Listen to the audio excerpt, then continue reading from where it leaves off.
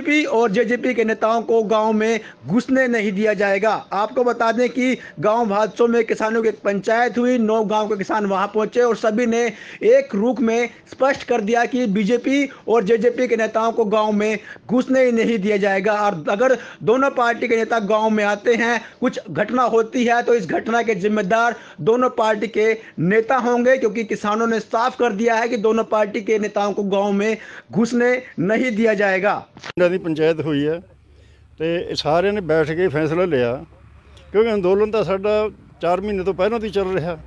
तो उस अंदोलन के बारे च जो मोदी भाजपा सरकार ने साजिश रची थी, इस अंदोलन को फेल करने वास्ते, किसानों की पग उतारन वास्ते एक किस्म की इन्होंने फेल कराया भी इन्हों की पग रोल दी। असीं उस पग नूं बचाउण वास्ते सारे पिंडां दे इकट्ठे होकर फैसला लिया कि साडियां असीं 2-2 ट्रालियां 3-3 ट्रालियां 4-4 ट्रालियां लेके चलीए। पहला भी असीं 4-4 ट्रालियां लैके गए सी, कुछ ट्रालियां साडियां उत्थे खड़ियां ते हुण असीं होर जोर ला के ज़्यादा तादाद विच उत्थे जा रहे हैं राशन पानी लेके, ताकि किसी की कोई कमी ना रहे। लंगर भी चलावांगे असीं जाके उत्थे। जो इन्होंने षड्यंत्र रचिया था सिखां दे खिलाफ, वो सारे हरियाणे के लोग और यूपी के लोग सारे समझ चुके हैं भी ये सरदार कौम नूं बदनाम लगे हुए करन। जदों कोविड का चलता था उस टाइम भी सरदारां ने लंगर चलाए हैं। उस टाइम सरदारां दी भले सीरिया दे विच बमबारी करी अमरीका ने, उत्थे भी लंगर चलाए खालसा ने, तो उस टाइम तो खालसे ठीक थे। तो हुण इत्थे जिहड़ा लंगर चलदा है उन्हां दी NIA किते रिपोर्ट भेज दिंदे, नोटिस भेज दिंदे NIA दा, कदे इन्हां नूं कुछ कहने, कदे खालिस्तानी कहने, कदे पाकिस्तानी कहने। लेकिन हरियाणे के लोग और यूपी के लोग असीं इन्हां दा धन्नवाद करते हैं, जिन्हां ने इन्हां ने भाजपा की डूंघी सियासत जिहड़ी वो समझ चुके हैं इस चीज़ नूं भी ये भाजपा की करना चाहती है। ये जिहड़े भाजपा है ये शुरू तो ही दंगे कराउण दी पार्टी है। इन्होंने देखो गुजरात भी कराए, गोधरा कांड कराया, जम्मू कश्मीर च कराया, किथे किथे पुलवामा च देखो कितना बड़ा शहीद जिहड़े 40 नौजवान मरे, जिन्हों के पुत मरे हैं, उन्होंने दिल की कहते होणगे। पुलवामा च हमला कराया सिर्फ वोट की राजनीति करके। इन्होंने स्ट्राइक करी जिहड़ी अपना बई असीं पाकिस्तान च हमला करके हैं, सब झूठ है। ये कोई कुछ नहीं करते है, ले पब्लिक नूं बेवकूफ बनाउण दे काम करते हैं, वोट की राजनीति करते हैं। चाहे जिन्ने मर्जी बंदे मर जाण, किसी धर्म के मर जाण, इन्हां नूं कोई मतलब नहीं हैगा। हुण देखो ते रोड़े बरसाए इन्हां दे। MLA इंस्पैक्टर की वर्दी स्टार लगे हुए भाजपा का MLA वो करा रहा है वर्दी पा के, पुलिस की वर्दी पा के। देखो इन्हां दी घटिया, बिल्कुल घटिया साजिशां जिहड़ियां करन लगे हुए हैं, वो सारियां नकाब सब नंगियां हो गई। वो नंगियां इस करके हुई कि लोग हुण सब जागरूक हो गए। इन्हां नूं यही है भी ये पढ़े लिखे हो गए, गड्डियां बड़ियां लई फिरदे हैं, ट्रालियां लई फिरदे हैं, ये जिमीदार ही नहीं हैगे। जिमीदार क्यों नहीं ले सकता? जिमीदार क्यों नहीं जिनस की पेंट पै सकता? जब सारा दिन खेत च काम करदा, जदों नहा धो के उन्हें तैयार हो के जाना, अपने कपड़े भी नहीं पा सकता। ये सानूं यही चाहुंदे भी नंगे फिरन कपड़ियां ते, फटे कपड़े होण, पैरां 'च जुत्ती ना होवे, फिर ये किसान है और साडे थल्ले दबिया रहे। ऐसी अंदोलन तो उस टाइम तक चलेगा जी जब तक ये साडियां मंगां नहीं मनदा। असीं मर जांगे, मिट जांगे उत्थे बैठ के, लेकिन असीं झुकने वाले नहीं हैगे। साडी तां ये जिहड़ा 3 कानून है, ये साडा फांसी दा फंदा है।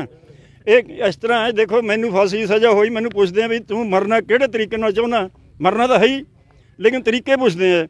इस करके कानून इहो जिहे बनाते, सानू गले का फंदा पाता, हौली हौली घुट घुट के इन्होंने सानू मारने की साजिश करी। इस करके असीं अंदोलन किसे ख़त्म कर देंगे? अंदोलन तो साडा जब तक चलेगा जब तक ये हमारे कानून वापस नहीं करते और समर्थन मूल्य नहीं देते। ये हमारे 9 गांव की पंचायत बुलाई थी जी हमने यहाँ पे। इसमें हमारे इंद्री ब्लॉक के यहाँ इस बेल्ट के लाडवा रोड पे जितने भी गांव लगते हैं सभी यहाँ इकट्ठे हुए हैं। किसान आंदोलन जो हमारा चल रहा है दिल्ली, उसमें अपना एक, जब तक भी हमारे ये कानून वापस नहीं होंगे तब तक के लिए सभी गाँव ने निर्णय लिया है कि वहाँ पे हम अपने गांव से, प्रत्येक गांव से कम 3 ट्राली ये गाँव से जाएंगी और उसमें रोटेशन में हमारे लोग आते रहेंगे जाते रहेंगे। एक ऐसा एक मिनिमम प्रोग्राम बनाया हम लोगों ने कि जो अपने आंदोलन को ताकत देनी है वहाँ पे। जब तक मोदी सरकार इन तीनों काले कानूनों को वापस नहीं करती, हमारा वहाँ पे धरना चलता रहेगा।